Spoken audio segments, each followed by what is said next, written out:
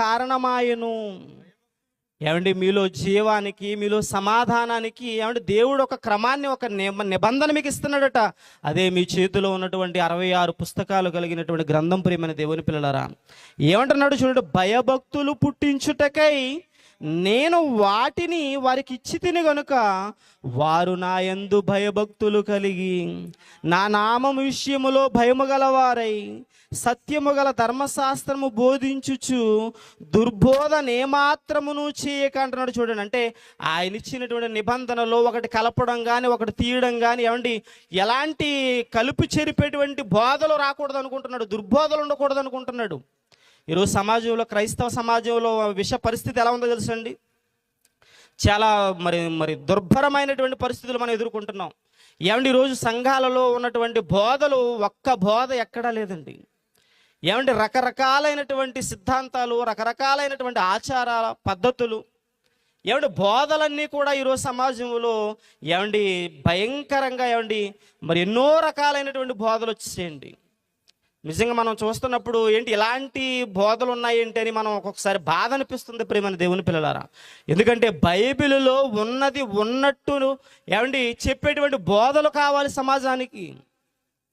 అలాంటి బోధలు నేర్పించడానికి సుదూర ప్రాంతం 100 కిలోమీటర్ల ప్రయాణం చేసి మన మధ్యకు మరి దైవజనులు మన మధ్యకు రావడం జరిగింది. ఎందుకో తెలుసండి, విలువైనటువంటి సంగతులు మనకు నేర్పించాలని, బైబిల్లో ఉన్నది ఉన్నట్టుగా చెప్పాలని.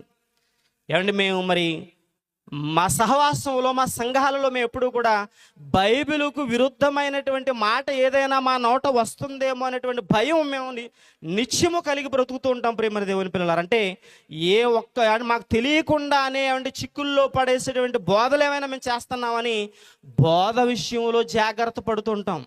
బోధ విషయంలో జాగ్రత్త ఉండాలి కూడా. ఎందుకంటే ఆ బోధే మనల్ని ఏం చేస్తుందో తెలుసండి, నిత్య రాజ్యానికి చేర్చేది కూడా ఇదే అన్నాడు దేవుడు బైబిల్లో.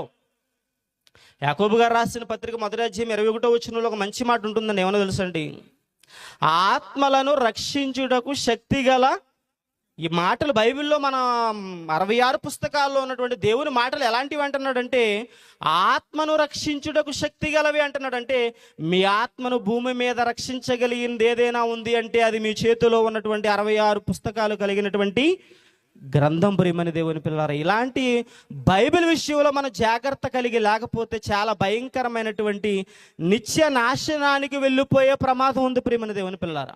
అందుకే యేసుక్రీస్తు ప్రభువారు శరీరధారి ఉన్న దినములలో చాలా జాగ్రత్తగా మరి ఆయన భయభక్తులు కలిగి ఉన్నందున ఆయన అంగీకరించబడ్డాడు అంటున్నాడు చూడండి.